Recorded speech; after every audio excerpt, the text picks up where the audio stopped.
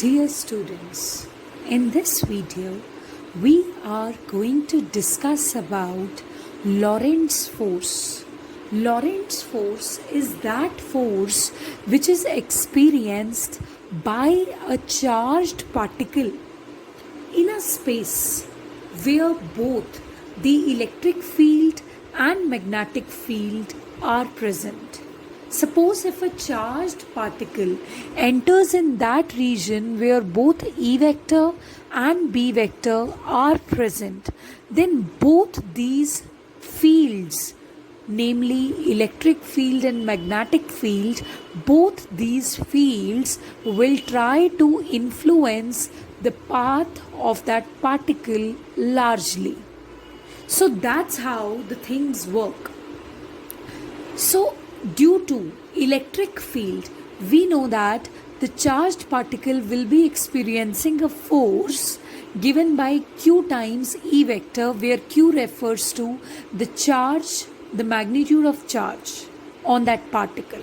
Similarly, there is magnetic field also present over there, and due to that magnetic field, the force will be experienced by the charged particle, which will be given by Fm due to magnetic field Q times V vector cross B vector. Talking about the direction of this force, we know that the magnetic force is involving cross product of two quantities. And since it is involving cross product of two quantities, and we know that the quantity which involves the cross product, now this force, this is perpendicular to both V vector and B vector. This is the speciality of cross product. On the same basis, I need to tell you the direction of E vector also. We know that they both are vector quantities. This force due to electric field and electric field itself, they both are vector quantities. So if they both are vector quantities and they are related to each other by positive sign, they are related to each other by positive sign, that would mean that they both have same direction. So after that, now you've got to know that there are two forces which are acting on the particle. First one is electric force, which is acting due to electric field. The second one is magnetic force, which is acting on the charged particle due to magnetic field. So the overall force which is acting on that particle, that overall force is the vector sum of these two individual forces. So I have done the vector sum over here. Then Fe vector is written as Qe vector plus Fm vector is written as Q times V vector cross B vector. So when you take Q common, you are left with this stuff. Now there are cases. See, this stuff only is known as Lorentz force. Now there are cases also. If all these three vectors are collinear vectors, like V vector, B vector, E vector, they are collinear vectors. Collinear means acting along the same lines. Either the vectors could be parallel to each other or they could be anti-parallel to each other. But what is very certain is, that they are acting along the same lines. So the magnetic force, if V vector and B vector are collinear, so either they are sharing an angle of 0 degree with each other or they are sharing an angle of 180 degree with each other. So talking about the magnetic force in this case, we have Fm vector equals to Q times V vector cross B vector. And when you will open this cross product, you're going to get Fm QVB sine theta. Here theta can either be 0 degree or it can be 180 degrees. Whether it is 0 degree or 180 degrees, sine has a value 0. corresponding to both of these angles. So that would mean that the magnetic force reduces to zero in this case when all these vectors are collinear to each other. So if magnetic force reduces to zero, that means this stuff no longer remains, and the total force is actually electric force only, which is Q times E vector. So total force is actually reduced to electric force only, which has a value equal to Q times E vector. So electric force can also be written as mass into acceleration. Every force can be written because every force tries to accelerate the body.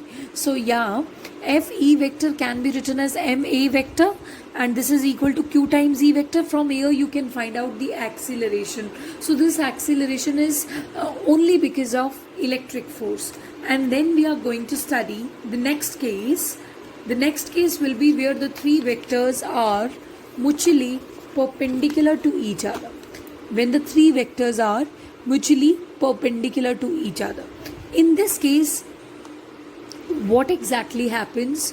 E vector and B vector are in such a way that the overall force is not experienced by the particle.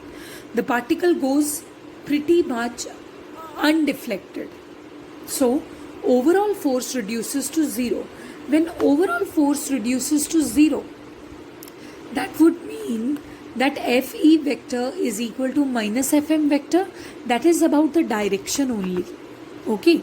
But talking about magnitudes, Fe vector will be Qe and Fm vector's magnitude will be Qvb. So from here you can find out the value of velocity, which is E by B. Try to get it. We have discussed the case that when particle enters perpendicularly to both electric field and magnetic field, in that case what will happen? E vector and B vector would react in such a way that the overall force reduces to zero. Actually, the amount of electric field which is pulling the particle here is equal to the amount of magnetic field which is pulling the particle here. So overall effect cancels out. So, and that's how we have found the velocity. And now I'll give you one numerical to solve. Okay. Numerical is, there is an alpha particle. Okay. An alpha particle is moving in a magnetic field B vector whose value is 3 I cap plus 2 j cap Tesla. And this alpha particle is moving in a magnetic field with a velocity of 5 into 10 raised to the power 5 I cap meters per second, which means velocity is directed along x only because उसका j cap और k cap component है ही नहीं है, right? So you have to tell us what will be the magnetic force acting on that particle. You know that magnetic force is given by Q times V vector cross B vector. अभी Q means charge of the particle, वो आपको name से पता चल जाएगा. Since alpha particle is given, so it carries 2 units of charge, that is 2e. Had it been an electron, the charge would have been 1.6 into 10 raised to the power minus 19 coulombs. So they have already told you that this is an alpha particle under the picture. Okay, so this means the charge will be, 2e, 2 times the charge on a proton. So anyway, after that, put the value of V vector here, put the value of B vector here, take the cross product. You know how to take the cross product. Either you can take the cross product by the cyclic order method, or you can take the cross product by the determinant method. Any of the methods you would like. Take it and then tell us what is the value of F vector.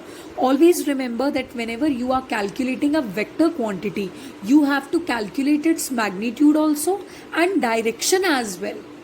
So in that way, what am I trying to tell you? That you need to find out the direction of force also. वो आपको वैसे भी पता चल जाएगी. Since force is a cross product of two quantities, right? It is a cross product of two quantities. So its direction will be perpendicular to v vector and b vector. If you will look at v vector only has I cap. That means v vector is directed along x-axis. Talking about b vector, it has I cap and j cap. That means b vector is something situated in xy plane. So this xy plane is the plane of v vector and b vector. तो जो quantity two quantities का cross product होती है, so वो उनके perpendicular होती है. The plane which is containing v vector and b vector, force will be perpendicular to that. This means force will be directed along z axis. It's as simple as that. You have to write it that force will be directed along positive z.